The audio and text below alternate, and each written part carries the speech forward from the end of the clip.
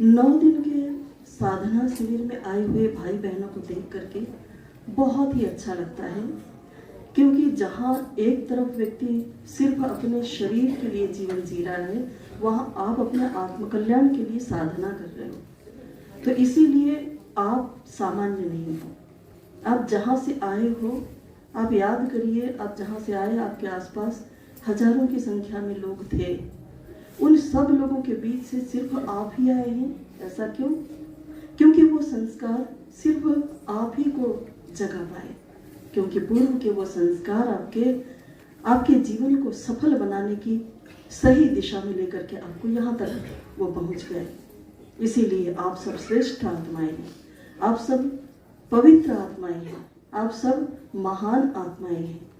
इस समय जो पूरी की पूरी धरती का भाग्य बदल रहा है, युग निर्माण योजना धरती पर लागू हो रही है, युग परिवर्तन हो रहा है। इस महाअभियान में सही समय पर जाग करके और इस अभियान को समझ करके उसमें जुड़ जाना बहुत बड़े सौभाग्य की बात है। आप सब बहुत बहुत बहुत सौभाग्यशाली आत्माएं हैं, इसीलिए आपको हृदय से प्रणाम। आप सब व्यक्ति निर्माण की दिशा में यहाँ पर कार्य कर रहे हैं, क्योंकि साधना कर रहे हैं। और हमारे युग निर्माण मिशन का आधार क्या है? हम बदलेंगे युग बदलेगा। हम बदलेंगे युग बदलेगा। पहला आधार है व्यक्ति निर्माण। हमारे यहाँ व्यक्ति निर्माण से ये कार्यक्रम प्रारंभ होता है। युग निर्माण की हम सीधी बात नहीं करते, व्यक्ति निर्माण यानी हम अपने आप के ऊपर काम करते हैं। तो पहली कड़ी है हमारी व्यक्ति निर्माण की, और फिर उसके बाद दूसरी परिवार निर्माण, फिर समाज निर्माण, और फिर होता है राष्ट्र निर्माण, युग निर्माण। तो युग निर्माण की जब हम बात करते हैं, अगर कुछ लोग जो जानते नहीं है वो उपहास करते हैं कि आप क्या युग निर्माण कर लोगे, तो बिल्कुल निश्चित ही सत्य है, भाई क्या युग निर्माण कर लोगे? युग निर्माण की तो क्षमता ही नहीं है। अपने घर परिवार की परिस्थितियों का तो निर्माण नहीं कर सकते, तो युग निर्माण कैसे करेंगे? निश्चित है, पर अपना निर्माण तो कर सकते हैं, वो तो हमारे अपने बस में है। और आपने वही किया, आपने पहला बहुत ही शानदार और समर्थ कदम उठाया है। माला जब सबकी हो जाती है जी, कितनी कर लेते हो? 30। बच्चे भी कर लेते हैं बेटा, आप लोग 30 माला कर लेते हो?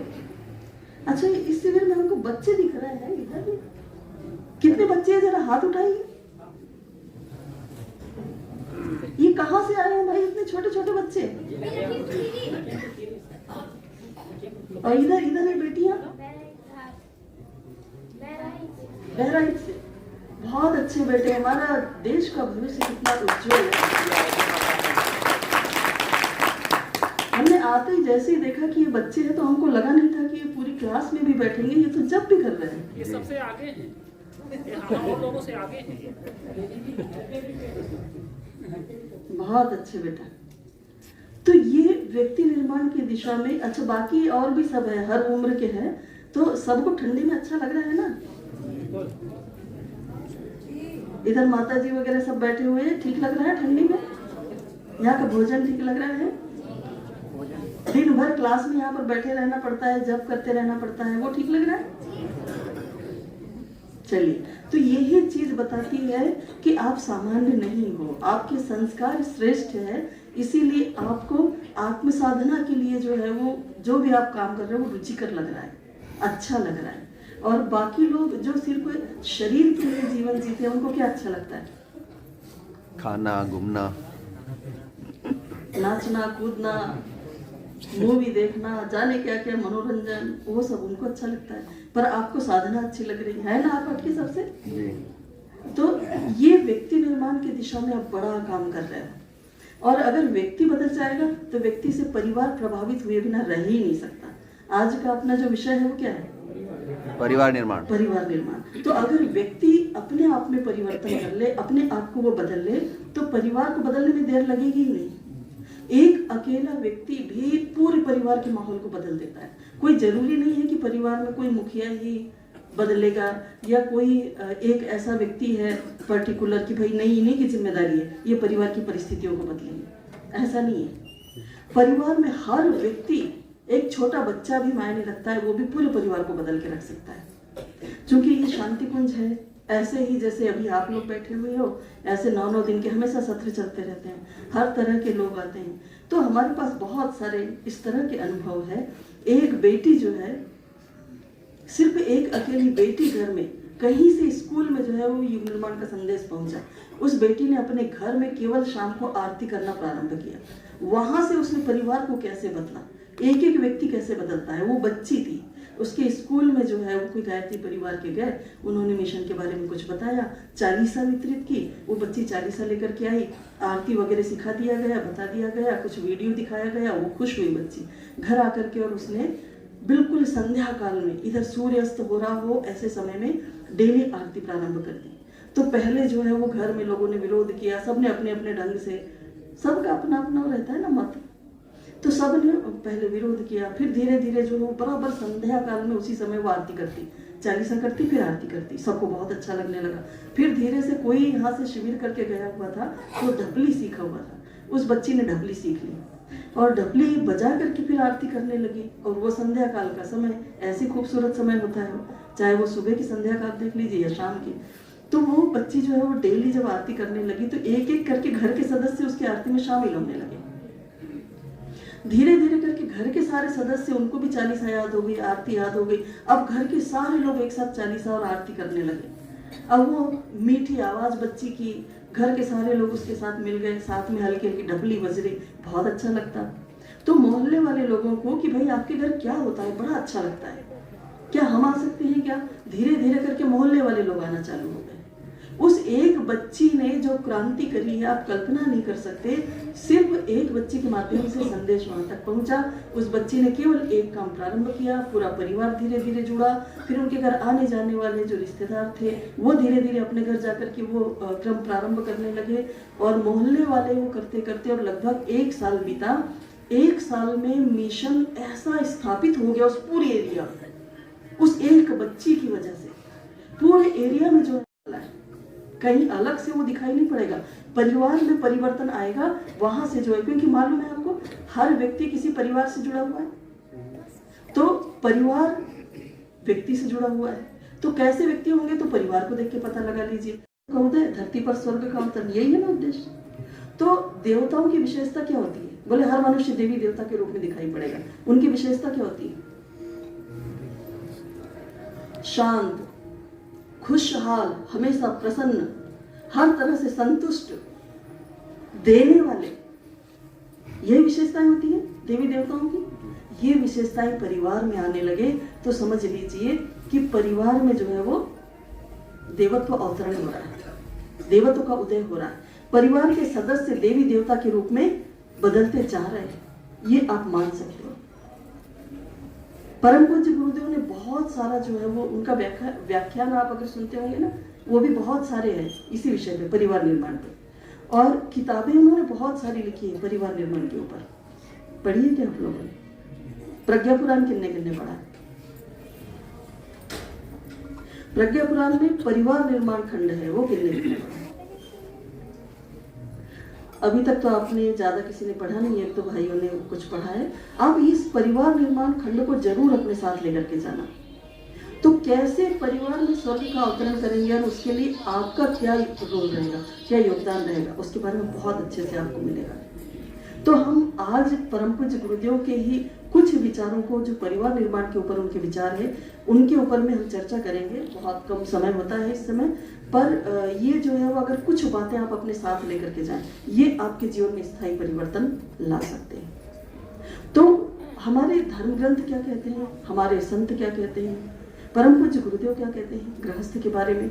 तो उन्होंने कहा कि गृहस्थ विद्यते गृहस्थस्तप्यते तपः चतुर्नामा समानंतो गृहस्थस्तु विशिष्यते। बोले गृहस्थ जो है वो एक तपस्वी होता है अगर वो अपने घर का आदर्श निर्माण कर रहा है, तो बोले वो तपस्वी है, वो योगी है। और बोले उसका सबसे बड़ा यज्ञ, जैसे गृहिणियां कई बार कहती है अरे क्या करें, हमारा तो घर में पूरा समय चला जाता है।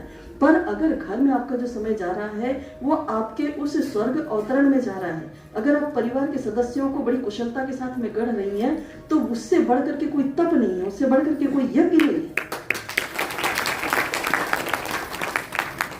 तो ये तप और ये यज्ञ जो आप कर रहे हो, वो तभी है जब आप समझदारी के साथ सोच समझ करके अपने परिवार में जीवन जिएंगे। अगर ढर्रे वाला जीवन जिएंगे तो फिर वो वाकई बंधन का कारण बन जाएगा। फिर परिवार में जीना बंधन का कारण है, पर वो मोक्ष का कारण कब बनता है? जब हम समझदारी भरा जीवन जीते हैं, अपने कर्तव्य का हम ईमानदारी से पालन करते हैं।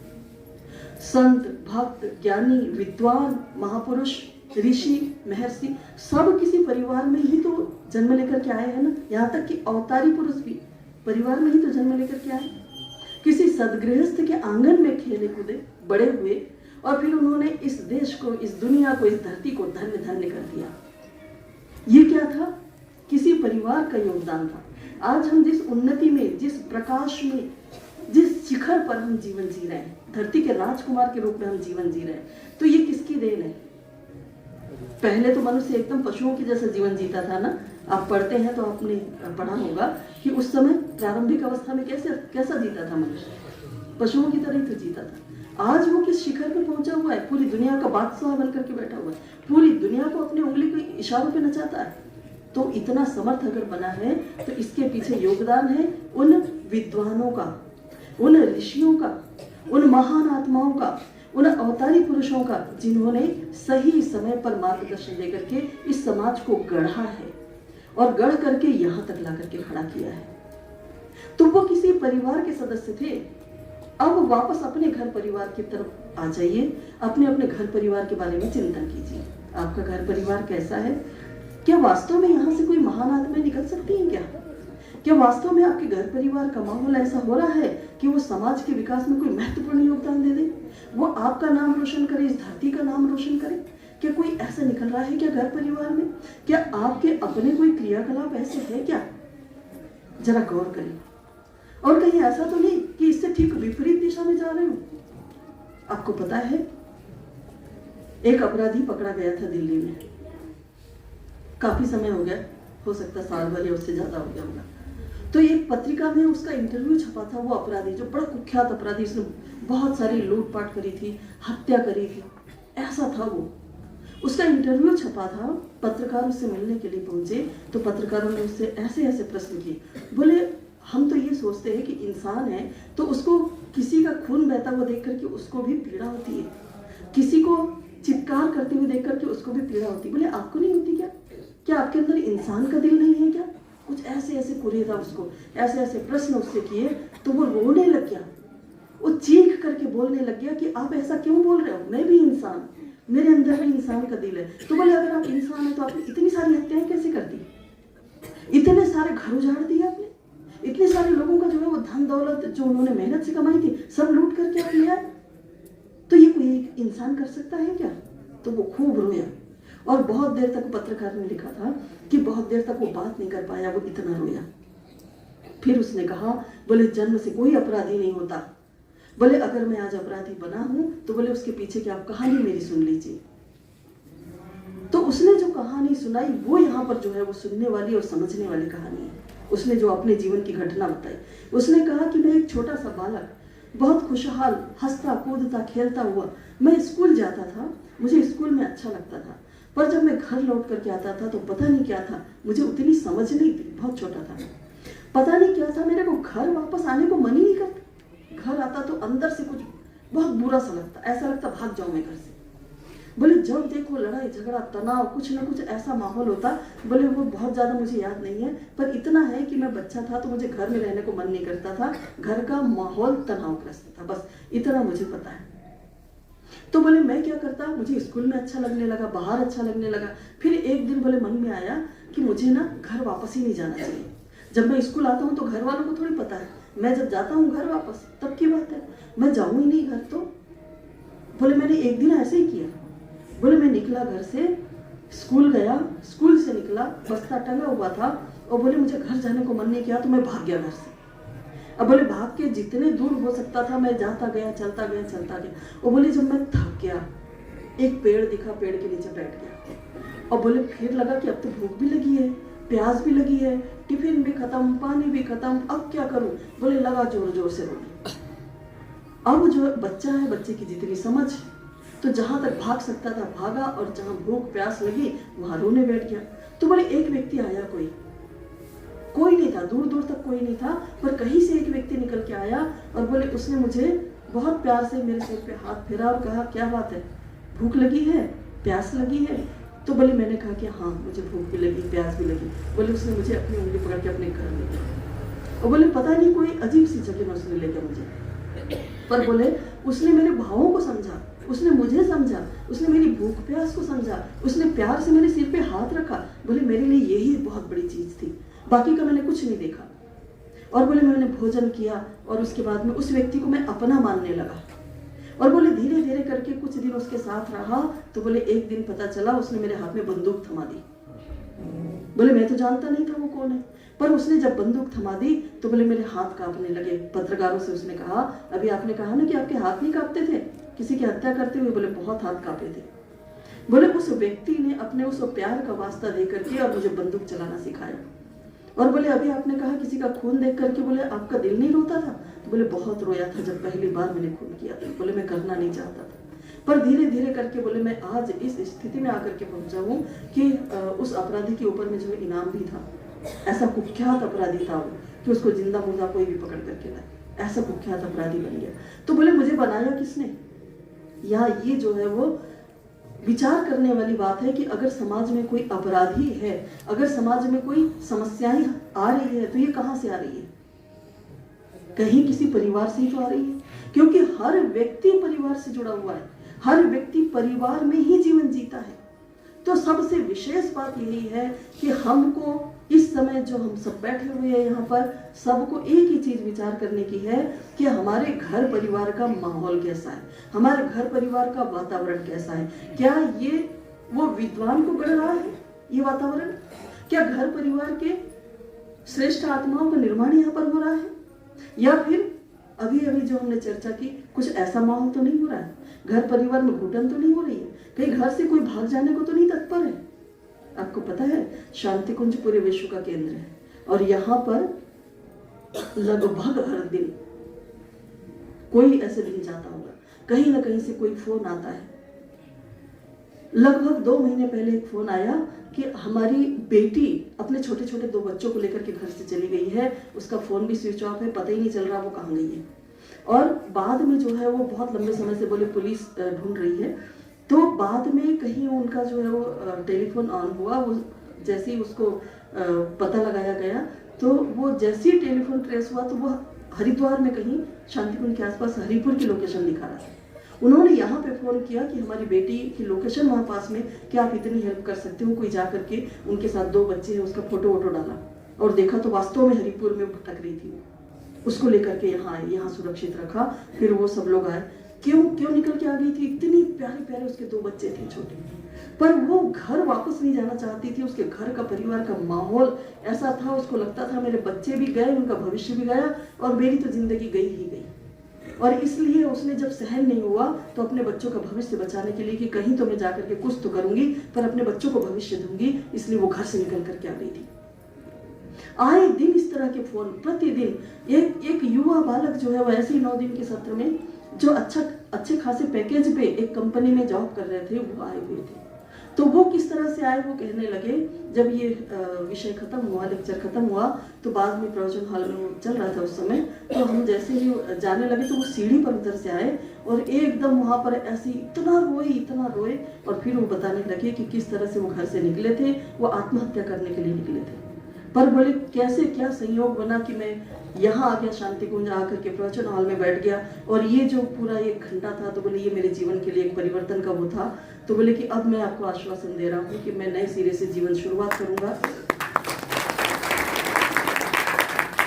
तो अच्छा खासा पैसा है, अच्छी खासी फैमिली है, सबको ही है घर परिवार में। वो क्या चीज नहीं है जिसकी वजह से ये सब हो रहा है?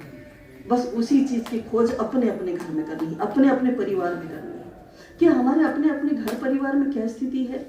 आपको पता है एक समय हमारी धरती पर, इसी धरती को स्वर्ग से श्रेष्ठ कहा जाता था, स्वर्गादपि गरीय से। पूज्य गुरुदेव ने वो लिखा है कि 33 करोड़ देवी देवता जिनका हम आह्वान करते हैं, पूजन करते हैं, तो उन्होंने लिखा है कि जो 33 करोड़ देवी देवता है ना, ये किसी और लोक में निवास करने वाले लोग नहीं है। बोले भारत भूमि की जनसंख्या थी 33 करोड़ और बोले वो जब यहाँ पर धरती पर जीवन जीते थे तो उस समय का हर परिवार स्वर्ग के निर्माण के लिए काम करता था। तो बोले स्वर्ग हुआ करता था हर परिवार, और इसीलिए हर मनुष्य देवी देवताओं के रूप में जीवन जीता था, इतना शानदार जीवन जिया करता था। तो बोले वो 33 करोड़ जो मनुष्य हुआ करते थे उनको देवी देवता के रूप में आज भी हम याद करते हैं। तो वो घर परिवार की स्थिति, हमारे घर परिवार की स्थिति कैसी है, क्या है? आज वो जो देवी समाज था उस समय बहुत ज्यादा जो भौतिक प्रगति में हम जीवन जी रहे, ये सब साधन उनके पास नहीं थे उस समय, पर वो इतना खुशहाल जीवन जिया करते थे कि पूरी दुनिया ने उनको देवी देवताओं का संबोधन दिया था। अभी इस समय अगर हम भौतिक प्रगति की बात करें तो हम किस युग में जी रहे? विज्ञान के युग में जीवन जी रहे हैं। पूरी दुनिया को हमने मुट्ठी में कर रखा है। आपके सबके पास, अभी किसी का मोबाइल बजा था, आपके सबके पास जो है आपकी मुट्ठी में दुनिया है। पूरी दुनिया में, अमेरिका में क्या हो रहा है, इंग्लैंड में क्या हो रहा है, कहाँ क्या हो रहा है, तुरंत आपके मोबाइल पे आ जाता है। आप टीवी चालू करके देखते हो तो वहां पर जो है वो सारी दुनिया की खबर है, पूरी दुनिया से आप जुड़े हुए हो। और इतने सारे साधन है कि आपको हाथ से काम ही नहीं करना। गृहिणियों के लिए घर में तरह तरह के जो है वो निकल गए हैं। घर की सफाई करने के लिए वैक्यूम क्लीनर लगा दीजिए, बर्तन साफ करने के लिए भी मशीन आ गई है आजकल, तो कपड़े धोने की मशीन आ गई है, और हर तरह की जो है वो भोजन बनाने के लिए बहुत मशक्कत नहीं करनी पड़ती, इतने सारे साधन निकल गए। हर तरफ सुविधा सुविधा। भाई हमारे जो बहुत सारी मेहनत वाले काम किया करते थे, खेती किसानी से लेकर के फैक्ट्रियों में कोई माल बन रहा है उसमें जो मेहनत लगती थी सारा मशीनें करने लगी। एक ट्रैक्टर पर बैठ करके व्यक्ति बहुत अच्छी खेती कर लेता है। इतने सारे साधन निकल गए, बहुत मेहनत नहीं करनी। ऐसे विज्ञान के युग में हम जीवन जी रहे हैं कि हर व्यक्ति के पास में एक बादशाह की तरह से, एक राजा की तरह से सुविधाएं नजर आती है। मोबाइल सबके पास ही होगा लगभग, है ना? जो कभी बहुत ऐसी चीज हुआ करती थी अब वो सबके पास है। तो ऐसा लगता है जैसे एकदम बिल्कुल राजा महाराजाओं वाली फैसिलिटी आपको मिली हुई। पर क्या व्यक्ति सुखी है? क्या खुशहाल जीवन है क्या उसका? अगर व्यक्तिगत रूप से बाहर से तो लगता है कि ये बड़ा सुविधाओं का उपभोग कर रहा है, बड़ा खुश नजर आ रहा है, पर अकेले में व्यक्ति से बैठ करके आप बात करिए तो पता चलता है कि वो भीतर से कितना उदासीन है, कितना सूनापन है उसके जीवन में। ऐसा लगता है कि मशीनों के बीच जीते जीते खुद भी एक जीती जागती मशीन बन करके रह गया है। बस वो मशीन की तरह से जीवन जी रहा है और भावनाओं के स्रोत समाप्त हो गए। यही तो हो रहा है। इसीलिए तो ये सब सारी घटनाएं जो हमने आपको बताई, इसीलिए तो ये सब हो रहा है। अगर ये सब कुछ मशीनें नहीं भी होती पर परिवार में प्राण होता, परिवार में स्नेह, अपनत्व, ममत्व होता। वृद्धाश्रम आपने देखे किसी ने? देखे जी। आप लोग जहां से भी आए हो वहां पे है क्या वृद्धाश्रम? हाँ है। उदयपुर में भी है।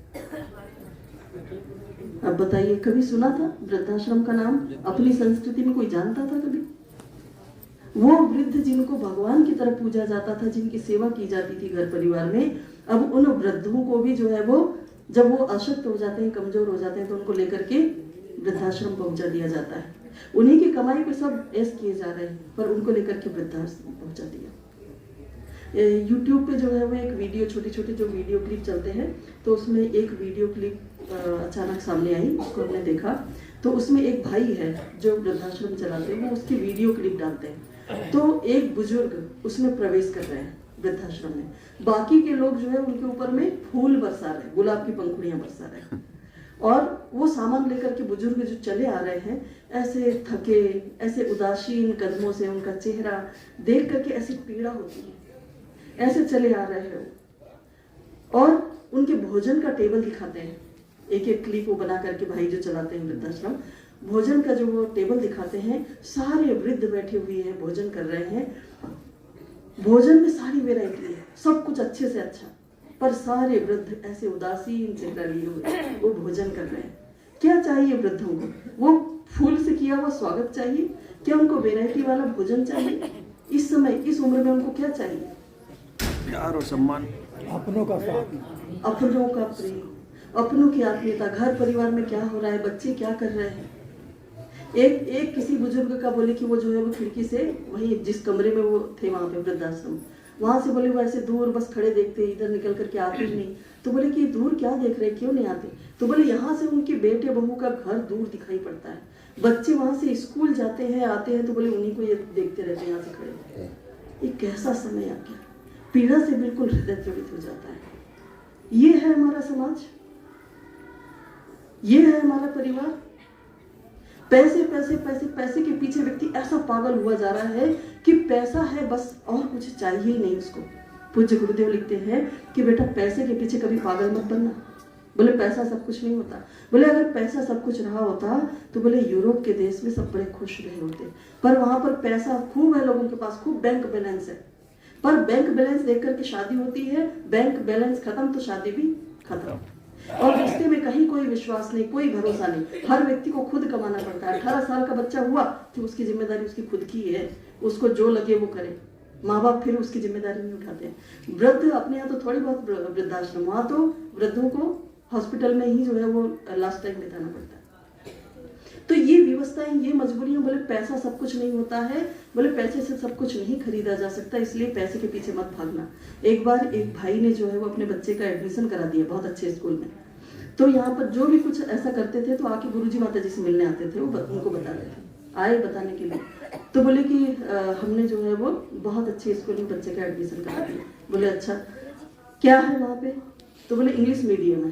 बोले अच्छा, और बोले वहाँ रहेगा कहाँ? बोले हॉस्टल है। बोले खर्चा बहुत आएगा? हाँ गुरुजी खर्चा तो बहुत आएगा, पर कर लेंगे, अच्छा सीख लेगा बच्चा, अच्छा भविष्य बन जाएगा उसका। तो बोले गुरुजी इतने गंभीर हो गए, कहने लगे बेटा, बोले तेरा बेटा वहां से थैंक यू वेरी गुड कहना सीख करके आ जाएगा। वो इंग्लिश मीडियम में पढ़ रहा है, इंग्लिश बोलना सीख करके आ जाएगा, एटिकेट सीख करके आ जाएगा, उठना बैठना सीख करके आ जाएगा, पर बेटा उसकी आत्मा भूखी मर गई। उसकी आत्मा को तूने भूखा मार डाला। क्यों बच्चे को वहां छोड़ करके आ गया? बोले क्या उसको वहां माँ बाप का प्यार मिलेगा? क्या उसको भाई बहन का वहां साथ मिलेगा? और फिर अगले दिन उन्होंने जब प्रवचन हॉल में आए और प्रवचन था उनका, तो उन्होंने लोगों से ये कहा कि बेटा, बोले अगर आपने परिवार बसाया है तो बोले उसमें प्राण फूंकिए। बोले आपके पास में ठीक है, आप 8 घंटा ड्यूटी करते हो, कोई बात नहीं, करिए, पैसा चाहिए, ड्यूटी करना होता है, 8 घंटा ड्यूटी करिए। उसके बाद का समय बोले कहाँ लगाते हो? क्या आपको अपने जन्म देने वाले माता पिता की सेवा करना आता है? कभी उनके पास बैठते हो, उनकी खबर पूछते हो, उनके साथ में बातचीत करना, उनके पैर दबाना आता है? बोले जो जीवन संगिनी एक सच्ची मित्र आपके साथ में है, बोले क्या कभी उसके काम में सहयोग करते हो? हंसते खेलते कभी ऐसे बातचीत करते, उसके काम में हाथ बटाया है? बोले भगवान का प्रत्यक्ष रूप बच्चे घर में खेल रहे हैं, इन बच्चों के साथ खेलना आता है तुमको? बोले बच्चों को कहानी सुनाना आता है तुमको? बोले अगर आता है तो बोले बेटा तुमने अच्छा किया, परिवार बनाया, तुम्हारा परिवार संतुष्ट है। अगर तुम अपने माता पिता की सेवा करते हो, अगर तुम पत्नी के साथ सच्चे मित्र की तरह से सहयोगी जीवन जीते हो और बच्चों के साथ हंसते खेलते हो, कहानी सुनाते हो, ये सब करते हो, तो बोले बेटा तुम्हारे परिवार में सबकी आत्मा तृप्त है, फिर तुमने अच्छा किया परिवार बना के। पर बेटा अगर ऐसा नहीं करते हो तो बोले मैं कहता हूँ कि तुमने एक बहुत बड़ा पाप किया है, बहुत बड़ा अपराध किया है। अगर तुम ये करते हो कि ड्यूटी से आए, उसके बाद आप चले गए अपने मित्रों के साथ गपबाजी करने, टीवी देखने, या फिर ताश पत्ते खेलने, या कहीं इस तरह से आपने टाइम पास किया और अपने परिवार वालों से आपने दूरी बना करके रखी, तो बोले कि मैं कहता हूँ कि तुमने अपराध किया है, तुमने पाप किया है। बोले व्यक्ति परिवार बनाता क्यों है, बसाता क्यों है परिवार? बोले वो सिर्फ इसलिए कि आज के इस आर्टिफिशियल युग में, आर्टिफिशियल जमाने में ओरिजिनल प्यार अगर कहीं मिलता है तो वो सिर्फ परिवार में मिलता है। और बोले वो ओरिजिनल प्यार पाने के लिए व्यक्ति परिवार बसाता है। और बोले आत्मा की भूख ही है प्यार, अपनत्व, और वो सिर्फ परिवार में मिलता है, कहीं और नहीं। उन्होंने सीता जी का उदाहरण दिया। बोले बेटा बहुत पैसे की जीवन में आवश्यकता नहीं होती है। सीता जी का उदाहरण दिया कि बोले उनके बच्चे जो राजकुमार थे, वो जो राजकुमारी जिसके कदम पहले नीचे नहीं रहते थे, वो राजकुमारी जंगल में अपने बच्चों का पालन पोषण करती है। और बोले वहां पर जो है वो घास फूस से बनी झोपड़ियों में बच्चे रह रहे हैं, जंगल से लकड़ी काट करके ला रहे हैं, ऐसा वो जीवन जी रहे हैं। पर उन बच्चों का जो निर्माण किया गया था, उन बच्चों का जो निर्माण हुआ था, वो पैसे के आधार पे नहीं हुआ था, बोले संस्कारों के आधार पे हुआ था। और जब वो संस्कार ऐसे तेजस्वी बालक बोले अयोध्या वासियों के बीच में गए, तो बोले अयोध्या वासी उनके संस्कारों के आगे नतमस्तक हो गए। बोले पता नहीं और भाइयों के कितने बच्चे थे, कौन कौन थे, कोई नहीं जानता, पर वो अभाव में पले बढ़े लोग खुश, बोले उनको सारी दुनिया जानती है।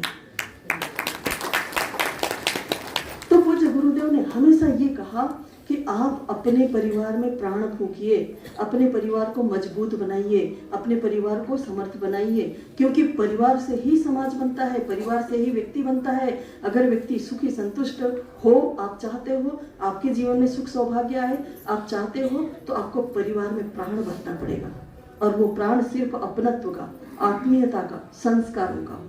पैसे के पीछे, भौतिक साधनों के पीछे मत भागिए, आप प्यार और संस्कार के पीछे भागिए। अगर ये आधार रहा तो बिल्कुल बहुत ज़्यादा भौतिक परिस्थितियाँ अच्छी नहीं है, भौतिक चीज़ें नहीं है, फिर भी आपका परिवार इतना शानदार होगा कि आपका परिवार हजार मनकों में चमकता हुआ हीरा होगा। परिवार का हर सदस्य हीरे की तरह चमकेगा। तो आज समाज की जो स्थिति हम देख रहे हैं ना, बोले अभी हम घी जैसी चीज जो हम यज्ञ में डालते हैं और प्रसाद में मिलाते हैं हर जगह, बोले उसमें तक क्या क्या मिलावट होने लगी है। व्यक्ति की बुद्धि देखिए कहाँ जा रही है। तो समाज हमारा किस तरह का कि किसी भी चीज के ऊपर में विश्वास नहीं किया जा सकता।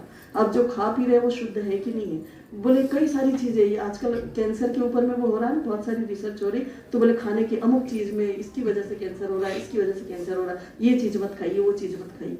तो ये जो सामान्य अच्छा जीवन व्यक्ति जी रहा उसको भी हो रहा है। इसका मतलब है खान पान की चीजों में ही इतनी सारी मिलावट हो गई है, इतनी सारी विकृतियां भर गई है कि व्यक्ति खुद अकेला चाहे जितना संभल करके चले, उन परिस्थितियों की वजह से उसको भी वो चीज झेलनी पड़ रही है। यानी आप अकेले नहीं हो, समाज से आप प्रभावित होते हो।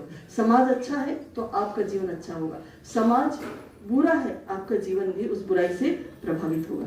तो इसीलिए हर व्यक्ति की जिम्मेदारी बनती है अपने लिए कुछ करें कि व्यक्ति निर्माण की दिशा में आप कार्य कर रहे हो, परिवार निर्माण के लिए आप कुछ करें कि परिवार आपका इतना समर्थ बन जाए। क्योंकि जैसे बुराई तेजी से फैलती, अच्छाई उससे भी ज्यादा बढ़ करके पहुंचती है। अगर आपका एक अकेला परिवार परिवर्तन के लिए तैयार हो जाए ना, वो एक दूसरे को देख करके ही तेजी से जो है बदलना चालू करेंगे। तो इसीलिए अगर समाज में सब कुछ अच्छा चाहिए तो अपने आप को अच्छा बनाना पड़ेगा। परम पूज्य गुरुदेव ने कहा कि जैसे पेड़ को हरा भरा देखना हो तो उसके लिए उसके पत्तों को धोने से काम नहीं चलता। बोले क्या करना पड़ेगा? उसकी जड़ को ट्रीटमेंट देना पड़ेगा, उसमें खाद पानी, उसमें किस चीज की कमी है, क्या रोग लग गया, उसको बोले ट्रीटमेंट देना पड़ेगा। वहां से सब कुछ ठीक हो जाएगा तो पत्ते अपने आप हरे हो जाएंगे। तो बोले अगर जड़ को आपने सींच दिया, जड़ को आपने ठीक कर दिया, परिवार तंत्र को आपने मजबूत कर दिया, उसको ठीक कर दिया, तो बोले कि अपने आप ही जो है वो सारी परिस्थितियां, जितनी चारों तरफ विपरीत परिस्थितियां दिख रही है, बोले वो सारी अनुकूल हो जाएगी, सारी समस्याएं खत्म हो जाएगी। तो बोले जड़ क्या है फिर? तो परिवार का तो हमने देखा कि परिवार ही से ही समाज प्रभावित हो रहा है, व्यक्ति बन करके निकल रहा। पर परिवार को कौन बनाता है? व्यक्ति। परिवार का प्राण, परिवार का आधार अगर कहें तो वो कौन है? नारी, माँ। क्योंकि दुनिया का हर व्यक्ति किसी माँ का बेटा है या बेटी है। तो माँ कैसी है वैसा ही उसका सृजन है, वो सृजेता है, उसका सृजन आधार यही है, जड़ यही है। तो अगर आपको कहीं काम करना है स्थायी रूप से तो आपको इस जड़ पे काम करना होगा, यहाँ पे ट्रीटमेंट देना होगा। और अगर माँ समर्थ बन गई तो फिर सीता ने अभाव में भी लौकुश को गढ़ दिया था। और इस समय माता ही यदि है ज्ञान तो बच्चे कैसे बने महान? अगर बच्चे भटक रहे हैं तो कहीं वो वाला जो पार्ट है, वो वाला जो प्राण है, वो वाली जड़ में वहां पर है कि रोग, वहां है कोई समस्या, तो उस जड़ को ट्रीटमेंट देना पड़ेगा। तो क्या करना होगा? एक विराट नारी जागरण अभियान चल रहा है शांतिवन से कि नारियों को समर्थ सशक्त होना ही चाहिए। तो हम क्या कर सकते हैं इस स्तर पर कि नारी जागरण के लिए हमारा योगदान हो? तो हर किसी का योगदान उसमें अनिवार्य रूप से होना चाहिए, इतना कि आप पूजा मान करके उसको करिए कि हर नारी सशक्त बने, समर्थ बने। क्योंकि नारी ने बहुत लंबे समय से, आप जानते हो ना, अंधकार युग से निकल करके हमारा समाज आया है। जो बहुत लंबा समय हमारे समाज ने देखा है वो अंधकार युग का देखा है। वो नारियों की महानता है कि उस अंधकार युग को पार करके भी आज भी वो अपने संस्कारों को सुरक्षित रखे हुए है। पर उस अंधकार से वो इतनी ज्यादा प्रभावित हुई है कि खुद अपने अस्तित्व की लड़ाई वो लड़ रही है, और जो खुद लड़ रहा है वो दूसरों को क्या जीवन देगा? तो उनके लिए इस समय आपको हर किसी को योगदान देना है। जो बहनें यहाँ बैठी है उनको अपने आप के लिए और अपनी सहयोगी बहनों के लिए, और भाई जो बैठे हुए हैं आपके घर परिवार में जितनी भी नारियां हैं, चाहे माँ के रूप में है, बहन के रूप में है, पत्नी के रूप में है, बेटी के रूप में है, किसी भी रूप में नारी है, पूरे नारी समाज को विकसित करना आज का युग धर्म है। और इस युग धर्म को मान करके आप इसके ऊपर काम करें। तो क्या क्या करना पड़ेगा नारी को विकसित करने के लिए? आप क्या योगदान दे सकते हो? सबसे पहला योगदान आप ये दे सकते हो कि शिक्षा जो है में हर नारी को इतना समर्थ होना चाहिए कि आज की इस बढ़ती हुई दुनिया में वो भी इस दुनिया के कदम से कदम मिला के चल सके। ऐसा ना हो कि वो, क्योंकि आप जानते हो ना, जो पढ़ा लिखा है उसी का ऐसा लगता है, बाकी की जो पढ़े लिखे नहीं है उनको ऐसा लगता है जैसे आंखें होते हुए भी वो नेत्रहीन है, उनको कुछ नहीं दिखाई पड़ रहा है। इस समाज में, इस प्रगति के क्रम में वो दूसरों के सहारे चलते हैं। दूसरे उनको जहाँ कुछ जिधर भी गाइड करेंगे, जिधर लेके चलेंगे वो केवल उतना चलेंगे। इसका मतलब है कि शिक्षा एक तीसरे नेत्र का काम करती है। तो शिक्षा के लिए जो है आपको काम करना है। हर एक के ऊपर शिक्षा का एक ऋण है, हर व्यक्ति के लिए जो पढ़ा लिखा है। और जो पढ़ा लिखा नहीं है उसको खुद को संकल्पित होना है। अगर उसको नहीं अवसर मिला है तो ये इस समय, जिस समय में हम जीवन जी रहे हैं, हर किसी को अपना वो तीसरा नेत्र जागृत करने की आवश्यकता है। क्या करेंगे? यहाँ पर जो है युग शिल्पी सत्र चलते हैं, हो सकता है आप में से भी किसी ने किया हो। वो एक एक महीने के होते हैं। तो एक महीने के युग शिल्पी सत्र जो चलते हैं, ऐसे ही बहनों की क्लासें अलग चलती हैं। तो बहनों में एक ऐसी बहन थी कि काफ़ी हर शिविर में लगभग ऐसी आती हैं। तो दिल्ली से आए थे अम्मा जी बाबूजी। तो वो एक दिन अकेले में कहने लगे कि दीदी जो पढ़ी लिखी बेटियां हैं, आप जो बताते हो उनके जल्दी जल्दी समझ में आता है, वो पढ़ लेती हैं, वो लिख लेती हैं, वो लिख करके तैयार करके सामने आपको सुना देती हैं, माइक पे बोल देती हैं। बोले हमको ऐसा लगता है कि काश हमारे माँ बाप ने हमको भी पढ़ाया होता। हमने कहा आपको ऐसा कब से लगता है? तो बोले हमेशा लगता है। तो हमने कहा आपके बच्चे क्या करते हैं? बड़ी बड़ी सर्विस में, बाबूजी बड़ी सर्विस से रिटायर हुए। तो हमने कहा जब आपको ऐसा लगने लगा वहां से आपको शुरुआत करनी चाहिए थी। माँ बाप तो कब के आपके चले गए, पर आपने अपने लिए क्या किया? तो बोले हम क्या कर सकते हैं? तो हमने कहा अगर आप कर सकते हो तो हम आज बता दें। तो बोले कि ठीक है बताइए। तो हमने उनको कहा कि बाबूजी बड़ी सर्विस से रिटायर हुए हैं, यानी अच्छे पढ़े लिखे हैं।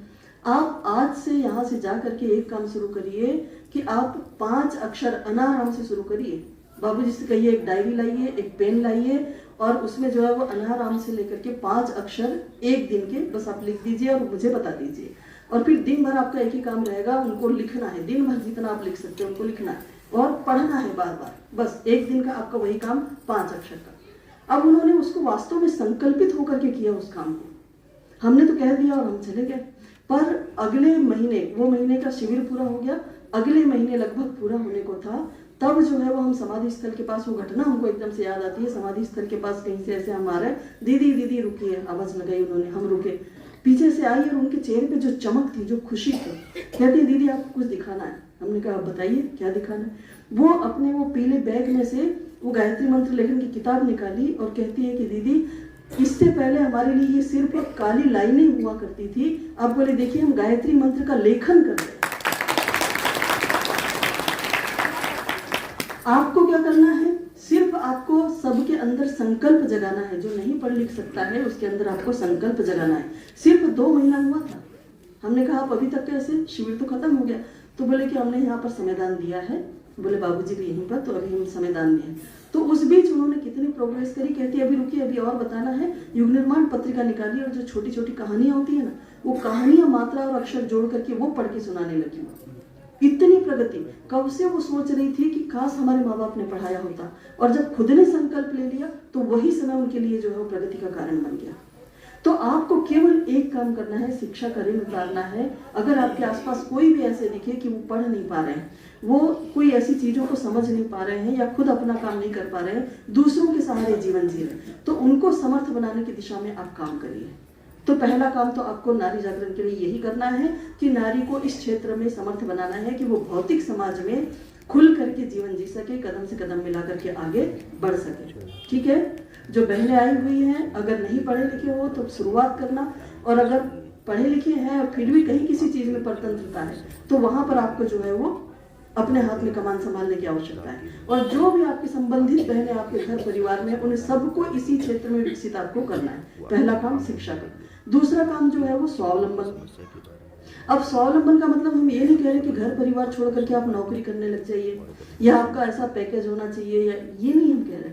स्वावलंबन का मतलब है कि वो आत्मविश्वास से भरा हुआ व्यक्तित्व हो आपका, कि कभी विपरीत परिस्थिति भी आ जाए तो आप किसी और के सामने हाथ न फैलाएं, आपका आत्मविश्वास, आपका आत्मसम्मान ऐसा हो कि आप अपने बलबूते पर जीवन जी सकें। वंदनीय माता जी एक घटना सुनाया करती थी मथुरा की। जब मथुरा में वो रहा करते थे, आप मथुरा गए हो? अखंड ज्योति संस्थान देखा है? वहां से इधर जो है वो गायत्री तपोभूमि मथुरा गए हो, देखा है? तो उन दिनों वहीं रहा करते थे पूज्य गुरुदेव वंदनीय माता जी। तो उन दिनों की घटना सुनाती है वंदनीय माता जी, हमेशा सुनाती थी। बोले एक पति पत्नी थे, दंपत्ति, वहीं जहाँ वो रहते थे घिया मंडी वाले एरिया में, उधर गए। तो बोले कि वो रहते थे, उनके कोई नहीं थे, दोनों के, दोनों अकेले अकेले, दोनों परिवार में कहीं कोई नहीं थे। अब एक उम्र के साथ में तो उनके पति की मृत्यु हो गई। तो मोहल्ले के लोग इकट्ठे हुए। मोहल्ले के लोगों ने कहा कि अरे अब तो आप अकेले हो गए, पर आप परेशान मत होना, आप दुखी मत होना, आप अकेले हो गए, कोई बात नहीं, हम आपके मोहल्ले में रहते हैं, आपको किसी भी चीज़ की जरूरत पड़ेगी आप हमको जो है वो आप आवाज़ लगाना, हमको बोलना, हम आपकी पूरी मदद करेंगे। तो उस बहन ने कहा कि जब तक मेरे 2 भाई जिंदा है तब तक मुझे किसी प्रकार की मदद की आवश्यकता नहीं है। तो सबको ताज्जुब हुआ कि इनके तो कोई है ही नहीं, कहाँ से ये 2 भाई आ गए? तो बोले बहन बुरा मत मानना, पर हमने तो आज तक आपके कोई 2 भाइयों को देखा ही नहीं। बोले कौन 2 भाई आपके, कहाँ है, कहाँ से आ गए, क्या आप हमको मिलवा सकती हैं उनसे? बोले हाँ हाँ क्यों नहीं। बोले मेरे वो 2 भाई जब तक जिंदा है तब तक बोले मुझे किसी प्रकार के सहयोग की आवश्यकता नहीं। और बोले वो 2 भाई मेरे यहीं पे है, कौन है? तो बोले दोनों हाथ सामने कर दिए, बोले ये है मेरे वो 2 भाई। और उसके बाद माता जी कहती हैं कि वो अनाज पीसने के लिए लाया करती थी। आप जानते हो ना कि उस समय कोई चक्की वक्की तो हुआ नहीं करती थी, वो पीसा जाता था ना। बोले वो अनाज पीसने लाती थी दूसरों का, अनाज पीसती थी तो खुद का खर्च बहुत कम, बाकी का पैसा बच जाता था। बोले वो बचा पैसा जमा करती रही। फिर एक समय आया तो बोले उन्हीं मोहल्ले वालों को बुलाया कि आपने कहा था ना कि आप हेल्प करेंगे, मुझे एक हेल्प की जरूरत है। बोले हाँ बताइए। बोले मैं जो है वो कुआं खुदवाना चाहती हूँ। तो बोले मेरे पास ये पैसा जमा है और बोले कि मैं इससे कुआं खुदवाना चाहती हूँ। आप जानते होंगे आजकल तो आरओ का पानी हो जाता है तो पी सकते हैं, वरना मथुरा दिल्ली आसपास का जो पानी वो खारा होता है, वहाँ पे पानी पीने वाला नहीं होता है। तो उन्होंने जो अपने उस पैसे से वहां पर कुआं खुदवाया मथुरा में, वो ही एकमात्र मीठा पीने का पानी निकला वहां पर। तो वंदनीय माता जी बताया करती थी, आज भी बोले उस कुएं को पीसनहारी के कुएं के नाम से जाना जाता है। कभी आप मथुरा घूमने जाओगे तो शायद मथुरा दिल्ली रोड पे या उधर किसी उस पे है वो पीसनहारी का कुआं, जलेसर रोड। तो वो पीसनहारी का जो कुआं है वो वाला स्वावलंबन, वंदनीय माता जी कहती थी कि हम हर नारी को स्वावलंबी बनाना चाहते। तो कैसा स्वावलंबन? बोले वो वाला स्वावलंबन कि उसको इतना भरोसा हो कि मेरे ये 2 भाई जिंदा है तब तक मुझे किसी प्रकार के सहयोग की आवश्यकता नहीं। वो आत्मविश्वास, वो आत्मबल, वो स्वावलंबन, तो वो वृत्ति हो। ऐसे नहीं कि आप जो है वो जरा सी विपरीत परिस्थिति आई कि आप दूसरों के सामने जो है वो कुछ हेल्प मांगने पहुंच गए। बोले नहीं, आप खुद इतने समर्थ बनिए, इतने स्ट्रांग बनिए। तो स्वावलंबन की वृत्ति हर नारी, आपकी बेटी है, आपकी बहन है, आपकी माँ, उनके अंदर वो आत्मसम्मान, वो आत्मविश्वास जगाना है। तो दूसरा काम समझ में आ गया, स्वावलंबी वृत्ति हर नारी की बने। वो कोई भी किसी भी उम्र में हो, किसी भी रूप में हो नारी, पर वो परावलंबी ना, वो स्वावलंबी। तीसरी चीज है स्वास्थ्य। स्वास्थ्य की जानकारी हर नारी को होनी चाहिए। अगर हर नारी के स्वास्थ्य की जानकारी अच्छी परिपक्व रही, उस परिवार का कोई व्यक्ति हॉस्पिटल नहीं जाएगा, ये निश्चित है। क्योंकि खान पान, दिनचर्या यही स्वास्थ्य का आधार होती है। अगर कुशलता के साथ इसको संचालित किया जाए, और आप जानते ही हो कि हर घर परिवार का संचालन नारी करती है, खान पान से लेकर दिनचर्या से लेकर सब कुछ नारी से प्रभावित होता है।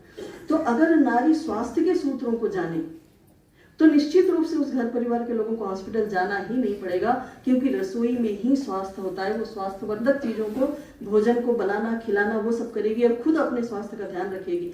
कभी ऐसा हो भी गया कि अगर ध्यान नहीं गया या कुछ परिस्थितिवश कभी कोई बीमार पड़ गया, तो वो गृहिणी के पास में और रसोई में ऐसी चीजें हैं कि वो उसी से उसको ठीक कर सकती है। आपको पता है परम पूज्य गुरुदेव ने इसके ऊपर भी किताबें लिखी है, पढ़ी है क्या आपने? स्वास्थ्य से संबंधित खूब सारी किताबें लिखी है। आप किताब पढ़ने की आदत डालना, आप यहाँ से किताब खूब सारी लेकर के जाना।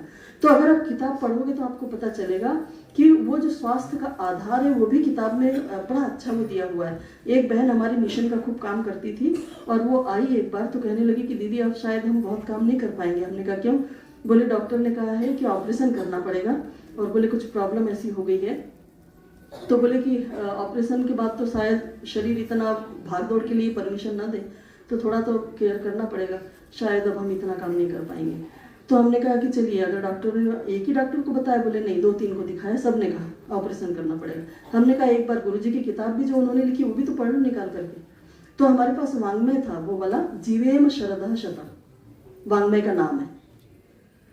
हमने वो निकाला और उनकी प्रॉब्लम का वो पूछा, तो उसमें हमने सर्च की, उसमें वो जो लिस्ट दी हुई होती है ना फर्स्ट में, वो लिस्ट में देखा, उसको निकाला चैप्टर को, उसको पढ़ा, तो उनकी वही प्रॉब्लम का उसमें वर्णन था। और उसमें एक चूर्ण दिया हुआ था कि इस चूर्ण को बराबर दोनों समय लेने का वो था उसमें, कि 6 महीने तक लिया जाए तो ये प्रॉब्लम खत्म हो जाती है।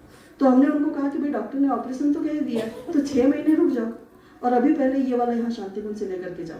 तो उन्होंने वो चूर्ण यहाँ से, अपने यहाँ बुक स्टॉल में मिलता है मालूम है, सारे चूर्ण मिलते हैं, तो वो यहाँ से लेकर के गई, बाद में भी वो मंगाती रही।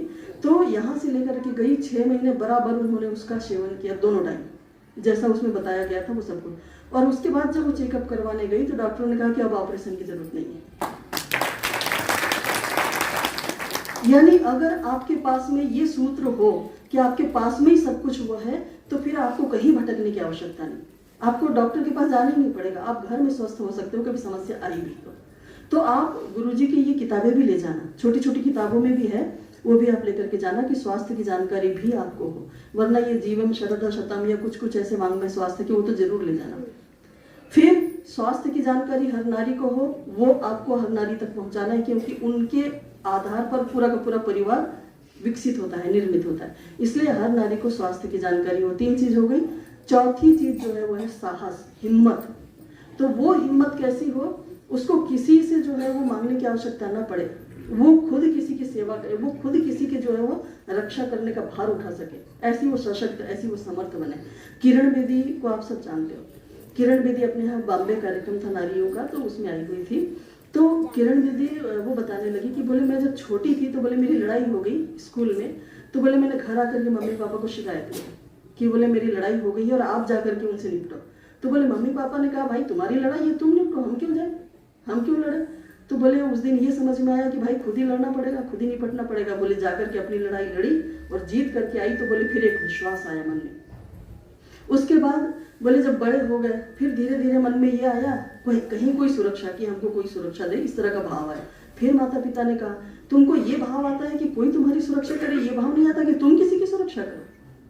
तो बोले उस दिन हमने फिर ये सोचा कि हाँ ये भी तो हो सकता है कि हम किसी की सुरक्षा करें। तो वो उस फील्ड में जब विकसित हुई तो तिहाड़ जेल में, आप जानते हो ना, कोई पुरुष अधिकारी ने वो काम नहीं किया था जो उन्होंने किया। इतनी सशक्त, इतनी समर्थ नारी हो सकती है। तो साहस वो वाला जगाना है हर नारी के अंदर कि वो अबला नहीं है, वो समर्थ है। तो वो समर्थ, क्योंकि उसको शक्ति स्वरूपी नहीं कहते हैं, उसका वो शक्ति वाला भाव जगाना है। दुर्गा शक्ति की केवल पूजा ना करे, वो दुर्गा शक्ति है भी, उसको अपनी दुर्गा शक्ति को जागृत करना है। तो ये साहस वाला भाव, इसको जागृत करना है, ठीक है। परिवार को विकसित करना है तो उस आधार में जो है वो ये चीजें बहुत महत्वपूर्ण है, मायने रखती है। अब ये सब सारी चीजें हो गई, इसके अलावा एक सबसे महत्वपूर्ण 5वीं चीज है। अभी तक जो चीज हुई याद है क्या? सबसे पहला क्या था? दूसरा सब भूल गए क्या? पीछे पीछे सबसे पहला क्या था? एक साथ बोलिए, पहला, दूसरा, सबको याद नहीं है, तीसरा, चौथा, अब 5वें के ऊपर चर्चा करते हैं। ये सब चीजें हैं। अगर आप साहसी भी है एक नारी, स्वस्थ भी है, स्वास्थ्य के सूत्र भी जानती है, वो पढ़ी लिखी भी है, सब कुछ है उसके पास में, पर एक चीज अगर नहीं है तो फिर ये सब कुछ बेकार है। तो सीता और शूर्पणखा, ये 2 नारियां हैं। एक असुर संस्कृति की पहचान है और एक देव संस्कृति की पहचान है। तो जो भारतीय संस्कृति, देव संस्कृति की जो पहचान है सीता, वो संस्कार प्रमुख है, और जो शूर्पणखा है उसके पास सिर्फ इस चीज की कमी है, बाकी सब चीजों में वो बहुत आगे है। तो इसीलिए कि शूर्पणखा जो है वो किसी के लिए कल्याणकारी नहीं है। तो कोई अपने बेटे का भी नाम शूर्पणखा नहीं रखना चाहता, कोई शूर्पणखा के बारे में विचार भी नहीं करता। पर सीता जो है वो संस्कृति की पहचान हो गई। सब चाहते हैं हमारी बेटी सीता जैसी बने, हमारी बहू सीता जैसी बने, हमारे घर की नारियां सीता जैसी। वो सीता संस्कृति की पहचान हो गई। यानी संस्कार बहुत जरूरी है और वो इतने समर्थ होने चाहिए कि आज जो एक भौतिकवादिता की आंधी आ रही है, भौतिकवादिता की, उसमें वो बह न जाए। हमने देखा है बहुत अच्छी अच्छी बेटियां जो है वो बह करके उसमें जो है प्रभावित हो जाती है, वो भी वो सूर्पनखा वाली दिशा अपना लेती। सूर्पनखा और सीता में इतने तो फर्क था। सूर्पनखा बड़ी खूब सारे कुछ गुण जानती थी, वो ऐसे ऐसे वो कलाएं जानती थी, वो रूप बदल लेती थी, पहचान में नहीं आती थी कि ये आसुरी। वो लक्ष्मण के पास, राम के पास जाकर के कहती है तो सम पुरुष नमो सम नारी, वो असुर संस्कृति की पहचान। आज भी जो है वो गली गली में ब्यूटी पार्लर और जाने क्या क्या ये सब, तो वो कुछ ना कुछ उस वाली दिशा में लोग भटक रहे हैं। तो आवश्यकता है कि सीता वाली दिशा में जाए।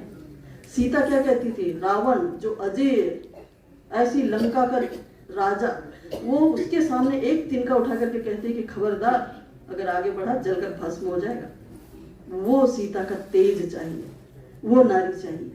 तो वो क्या होगा, वो होगा संस्कार। तो पांचवा जो सबसे महत्वपूर्ण है वो है संस्कार। तो ये चार चीजें हो, इसके साथ संस्कार वाला बहुत महत्वपूर्ण है। अब इसकी छोटी छोटी चीजें, क्योंकि आगे आपका एक और भी हुआ है तो जल्दी आपको छोड़ना है, तो छोटी छोटी चीजें हम बता देते हैं कि संस्कारों को लेकर के वैसे तो शांति कुंज की धारा अगर आपके घर तक पहुंच गई है तो संस्कारों के लिए अलग से कुछ करने ही नहीं। पहला काम करना है बलिवैश्य यज्ञ। जानते हो क्या बलिवैश्य यज्ञ होता है? आपके घर में भोजन बनाते हैं, उस भोजन को पहले यज्ञ भगवान को अर्पित करते हैं, 5 आहुतियां यज्ञ भगवान को, और उसके बाद में वो भोजन प्रसाद बन जाता है। वो घर के सब लोगों के लिए वो सौभाग्यदायी प्रसाद होगा, पूरे घर परिवार के वातावरण को वो बदल करके रख देगा। तो जानते हो आप बलिवैश्य यज्ञ के बारे में? कौन कौन जानते, जरा जल्दी से हाथ ऊंचा कर दीजिए। सबके घर होता है बलिवैश्य, बहुत बढ़िया। तो ये हो गया आपके शरीर के संस्कारित अन्न के बारे में, ठीक है।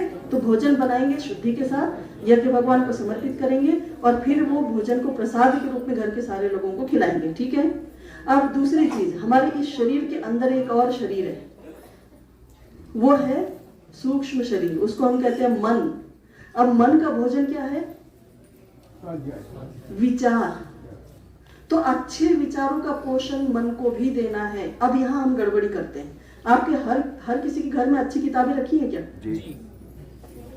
अगर नहीं है तो घर में, जैसे आपके घर मंदिर तो शायद सबके घर होगा, ऐसे पूजा स्थली सबके घर बनी होगी, तो उसी पूजा स्थली के बगल में एक साहित्य के लिए कुछ बनाइए, कोई रेक, कोई अलमारी, कुछ ऐसे बनाइए कि अच्छा साहित्य भी वहां पर रखा हो।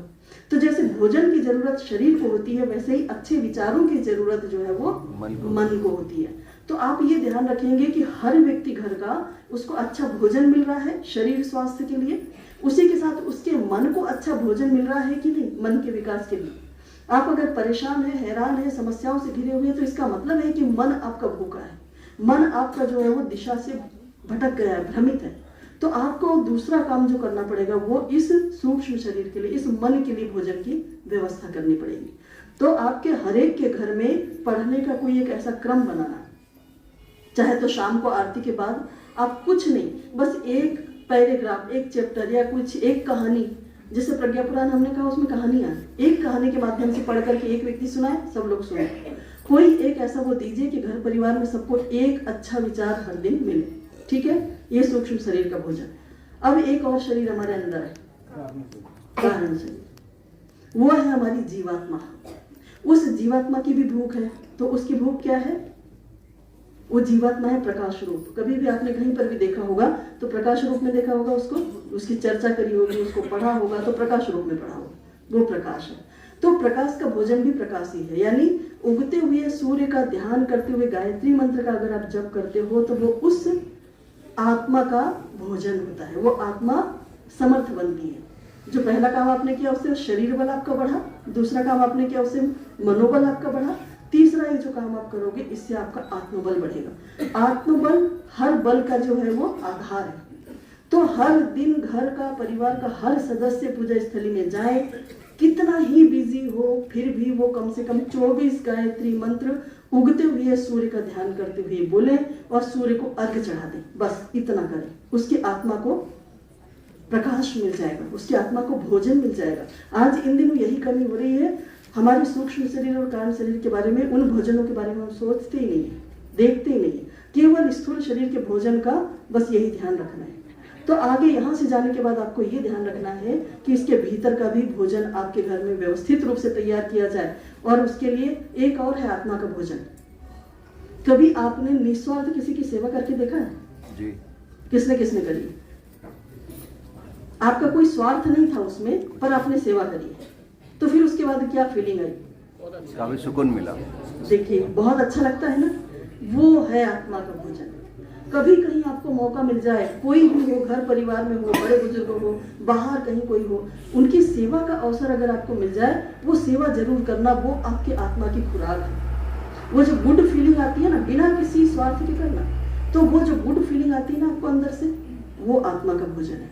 तो एक गायत्री मंत्र का जप और एक वो सेवा, तो ये दो से आपको अपने उस आत्मा को भोजन देना है। तो अपने घर परिवार के इन 3 भोजन का आपको ध्यान रखना है। बाकी के संस्कारों का आप शांति कुंज से जुड़े हुए हो, आपको पता है, आपको जन्मदिन, विवाह दिन, सारे संस्कार इसके माध्यम से करना है, घर में यज्ञ करना है, ये इन सब चीजों के माध्यम से आप जुड़ जाओगे। आप ये सब करोगे। घर में पूजा स्थली सबके है जी।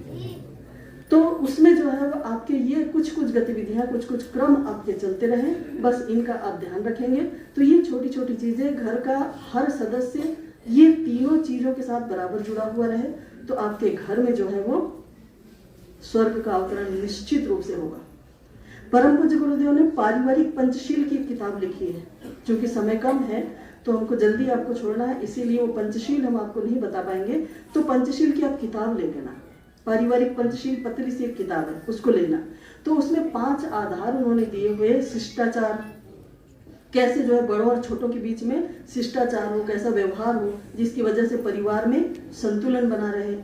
फिर मितव्ययिता, जो धन आप लेते हैं, आपके पास में धन आप जो कमाई करते हैं उसका खर्च कैसे करें, सीमित व्यय कैसे करें, तो वो मितव्ययिता परम पूज्य गुरुदेव ने सूत्र दिया है, सादा जीवन उच्च विचार। फिर किस तरह से आप श्रमशील बने, कैसे हर व्यक्ति, छोटे बच्चे से लेकर के बड़े बुजुर्ग तक, हर व्यक्ति अपना काम खुद करें, मेहनत करें, श्रमशील बने और श्रम का सम्मान करें। श्रम का सम्मान करें और श्रम से कमाया हुआ धन ही उपयोग मिले। तो इस तरह का जो है वो मितव्ययिता, श्रमशीलता, सुव्यवस्था, शिष्टाचार, सहकारिता, सहकार के साथ जो है वो आपस में आप मिलजुल करके, आपस में तालमेल बना करके घर परिवार को कैसे स्वर्ग बना सकते हो। तो ये 5 जो उसमें सूत्र दिए हैं ना पंचशील के, पारिवारिक पंचशील उसको कहा जाता है। तो पारिवारिक पंचशील को आप जो है वो किताब को लेके जाना। अगर प्रज्ञा पुराण का परिवार निर्माण खंड लेके जाओगे तो उसमें भी है, बढ़िया कहानियों के साथ दिया हुआ है, आपको बहुत अच्छा लगेगा। तो उसको हर दिन बच्चों को कहानी पढ़ के सुनाना, उसके साथ में वो जो कुछ वो दिया हुआ है उसको सुनाना। तो इस तरह से आपका वो वाला पक्ष जो है वो हो जाएगा। तो आप इस तरह से पारिवारिक पंचशील के माध्यम से पूरे परिवार में आप प्राण फूंक सकते हो। तो परिवार का प्राण है नारी, नारी को सशक्त बनाए। और फिर ये जो 5 सूत्र दिए हुए पारिवारिक पंचशील के, इनके ऊपर में काम करें। निश्चित रूप से इन आधारों पे अगर आपने काम किया, आपके परिवारों में स्वर्ग का अवतरण निश्चित होगा। आपके घर के हर सदस्य में देवी देवताओं के गुण दिखाई पड़ेंगे। और यही हमारा अभियान है, मनुष्य में देवत्व का उदय और धरती पर स्वर्ग का अवतरण। आपका जीवन खूब खुशहाल हो, खूब मंगलमय हो, ऐसी शुभ कामना के साथ अपनी बात समाप्त